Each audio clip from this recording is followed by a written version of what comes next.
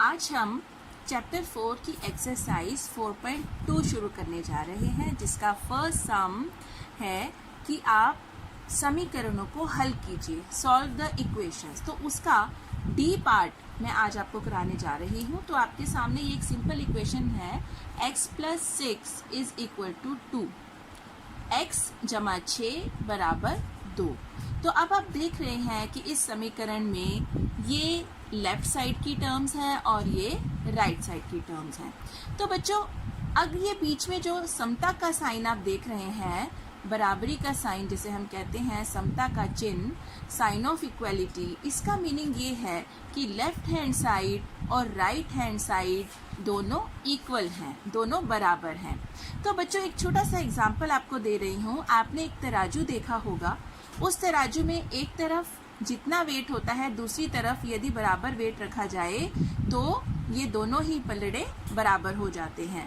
तो इस समीकरण को हम इस तरीके से समझेंगे कि एक पलड़े में हमने लेफ्ट हैंड साइड की सारी टर्म्स रखनी है और राइट हैंड साइड पर हमने राइट हैंड साइड की टर्म्स रखनी है।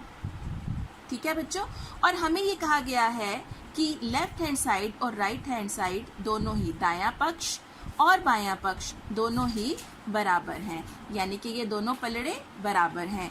तो इनमें अब ऐसा क्या किया जाए कि यहाँ पर जो आप ये वेरिएबल देख रहे हैं, जो चर देख रहे हैं x, यह अकेला रह जाए।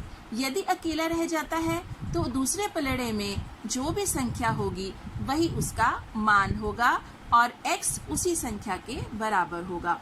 अब हम देख रहे हैं कि x में 6 नंबर जो है इसको प्लस किया गया है। तो अगर मैं इसमें से 6 माइनस कर दूं और दूसरे पलड़े में से भी मैं 6 माइनस कर दूं, तो हमारे पास क्या बचेगा बच्चों?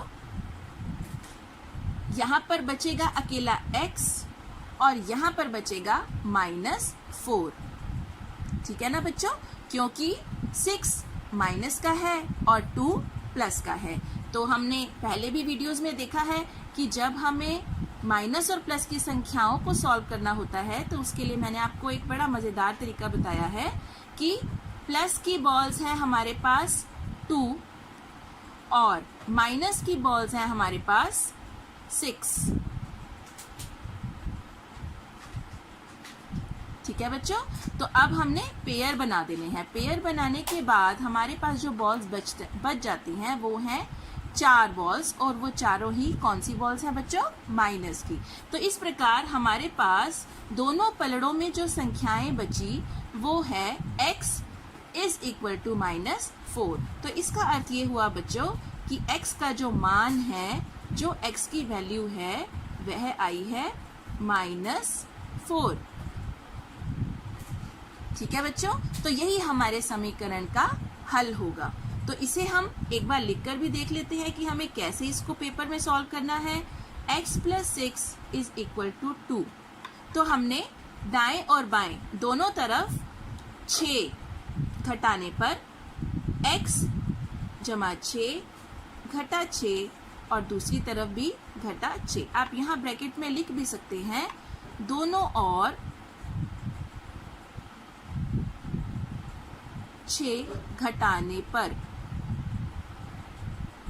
ठीक है बच्चों, तो इस प्रकार करने पर 6 में से 6 चला जाएगा तो वह 0 बच जाएगा, और 2 में से -6 होगा तो -4 बच जाएगा। तो इस प्रकार x का जो मान हमें प्राप्त हुआ बच्चों, वह है -4।